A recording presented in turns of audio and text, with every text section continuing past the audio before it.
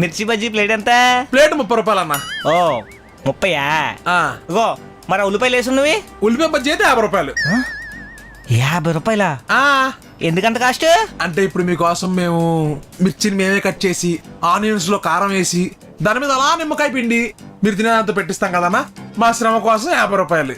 ఓహో సరే సరే, ఇగో ఆ మామూలు మిర్చి బజ్జీ ఇచ్చిలే. పొద్దున్నే బేవర్స్ గాళ్ళు ఎక్కువైపోయారు. చచ్చా మామూలు బజ్జీయా? ఇదిగో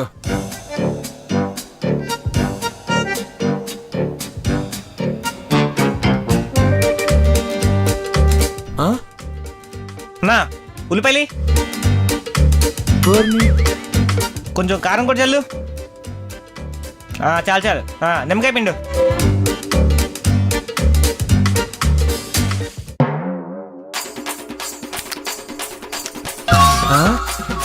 ఏంటి ఎంత వెరైటీగా తింటున్నాడు?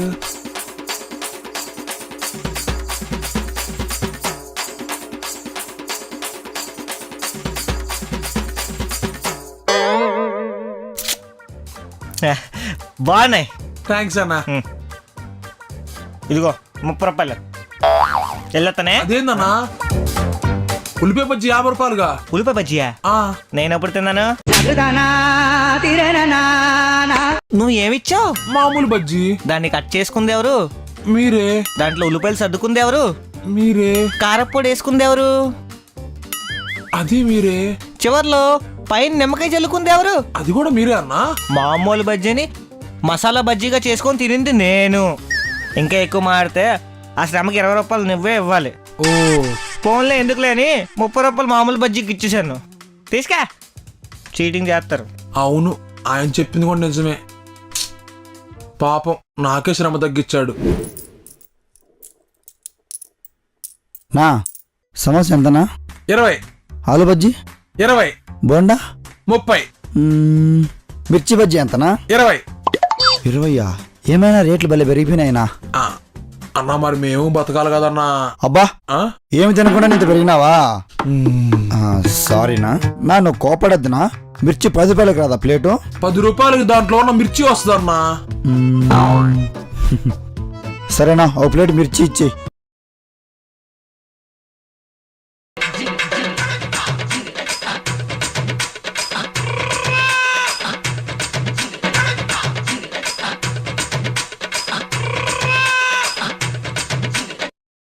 ఏమైలు వాడతారు నా దీంట్లోకి?